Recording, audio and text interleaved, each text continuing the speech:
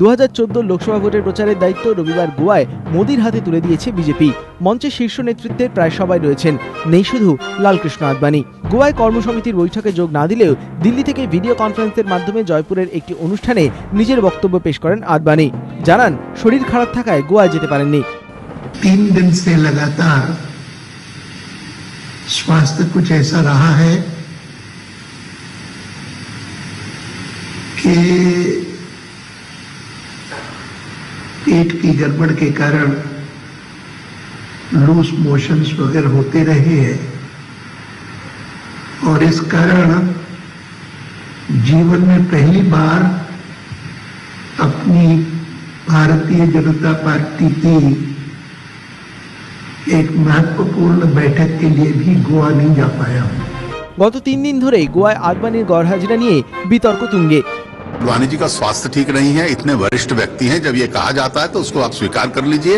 हम इस बात को कभी बहस का विषय नहीं मानते। রাজনাথ সিংহরা যখন মোদির মাথায় মুকুট পরানোর তোড়জোড় করছেন, তখন ব্লগ লিখছেন আদবানি। ব্লগে তিনি লিখেছেন, অর্জুন গীতার উপদেশ দিচ্ছে, কৃষ্ণের এমনই একটা চন্দন কাঠের প্রতিমা দিল্লির বাড়িতে আছে। উপদেশ দেওয়ার সময় অর্জুনকে বিশ্ব দর্শন করায় কৃষ্ণ।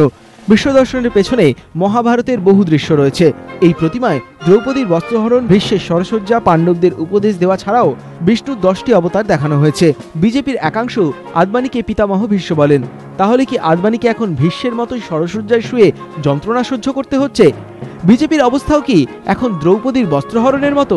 গোষ্ঠীদ্বন্দ্বের জেরে অনুশাসনের বস্ত্র আর শরীরে নেই? আদবানি কি এইসবই ইঙ্গিত করার চেষ্টা করেছেন? রাজনৈতিক মহলে এখন এই জল্পনা। আদবানি তার ব্লগে ধৃতরাষ্ট্রের কথাও উল্লেখ করেছেন। মোদি আদবানি দ্বন্দ্বের মাঝে সংঘ পরিবারে কলুপ। আদবানি কি তাহলে ধৃতরাষ্ট্রের সঙ্গে সংঘের তুলনা করতে চেয়েছেন? তা নিয়েও তৈরি হয়েছে কৌতূহল। মহাভারতের পাশাপাশি হিটলার মুসোলিনির কাল্পনিক কথোপকথনও নিজের ব্লগে তুলে ধরেছেন আদবানি। গল্পের ছলে তিনি লিখেছেন, দ্বিতীয় বিশ্বযুদ্ধের সময় হিটলার মুসোলিনির দেখা হয়। হিটলার মুসোলিনিকে বলেন, আমরা অনেক পাপ করেছি, এর ফল আমাদের ভুগতে হবে। মুসোলিনি বলেন, জীবনের শেষ প্রান্তে পৌঁছে আমি ভ্যাটিকান যাব, পোপকে বলবো আমাকে স্বর্গের রাস্তাটা পার করে দাও। হিটলার তখন মুসোলিনিকে বলেন, আমাকেও সঙ্গে নিও। একদিন দুজন ছুরি ও কাগজ নিয়ে পোপের কাছে যান। তিনজনে সামনের দিকে এগোতে শুরু করেন। হিটলার ও মুসোলিনি নরকে পৌঁছন, পোপ স্বর্গে। এই ব্লগের মাধ্যমে আদবানি কি নিজের ভুলের কথাই বোঝাতে চেয়েছেন? এই প্রশ্ন তুলেছেন কংগ্রেস মুখপাত্র শাকিল আহমেদ। টুইটারে তিনি লিখেছেন, আদবানি ব্লগে ইঙ্গিত দিয়েছেন পাপ করলে ফল ভুগতে হবে। তিনি কি 2002 সালে মোদিকে বাঁচানোর জন্য পস্তাচ্ছেন? আদবানির ব্লগে নানা ব্যাখ্যা হতে পারে, কিন্তু যেভাবে ভিডিও কনফারেন্সের মাধ্যমে জয়পুরের অনুষ্ঠানে নিজের বক্তব্য পেশ করলেন আদবানি, সেভাবে কি তিনি গোয়ার বৈঠকও করতে পারতেন না?